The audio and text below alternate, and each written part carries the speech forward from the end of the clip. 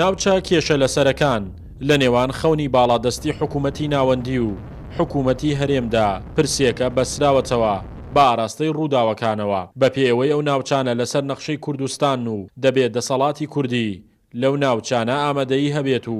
ئێستا بەهۆی هەلومەرجی سیاسی ناوچەکەوە غایبە دەبێت سەرکردایەتی سیاسی کورد بیر لە چ ڕێگایەک بکاتەوە بۆ گەڕانەوەی هەژمونی دەسەڵاتی خۆی بۆ ئەو ناوچانە. گەڕانەوەی هێز بۆ دەسەڵاتی کوردی لە کەرکوومان ناوچەکانی ترا دەبێت بگەڕێنەوە بۆ ئەو مەبدەئی کە حکوومەتی عێراقی لەسەر بنیادنراوە لە دەستورە کە بە لەسەر ئەساسێکی تەوافق ئێمە بەشداری حکوومەتی دەوڵەتی عێراقمان کردووە بۆ ئێبێت جەخت لەسەر ئەو مەبدەە بکەینەوە و ئەو ناوچانەش وەکو دکتۆر عەبادی ئەڵێ ئەبێ ناوچەی مشتەرەک نین بۆ ئیدارە ناوچەیەکن مرکز بەڕێوە ئێبە ئەمە مخالفی دەستورە دەبێت ئەمە تەئەکید لەوە بکەینەوە کە ئیداری ئەو منتیقا هەتا ئەو کاتەی مادەی 140 جێبەجێ ئەکرێ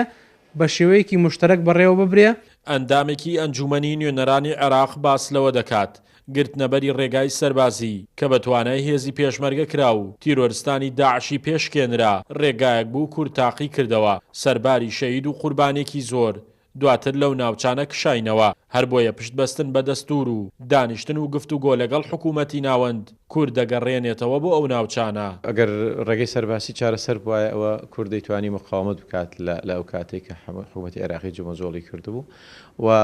ئەو قۆناغەشمان تێپەڕاندەوە کە جارێکی تر بە شێوەیەکی سەرباسی ئەو ناوچانە بەدەست بهێنرێتەوە بەڵکو دەبێ واقعەک بێتە پێشەوە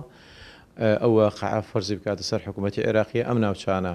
چەند مڵکی حکوومەتی عێراقی ئەوەندەش مڵکی حکوومەتی مڵکی هەرێمی کوردستانە و هەموو ئەو بەڵگەنامە مێژ و جوگرافیانە ناوچەبوون کورسانیەتی ئەم ناوچانە ئەسەلمێنن ئەمە دلیل لەسەر ئەوەی کە ئێمە ئەتوانین بەو چاوە سەیری ئەوان بکەین کە ئەوان داگیرکردن نە ئەوانش دەبێت بۆ چاوە سەیری ئێمە بکەن کە ئێمە ڕۆژە لە ڕۆژان و سومانە ئەو ناوچانە بە زەبری هێزێک لای بکەینەوە بەگشتی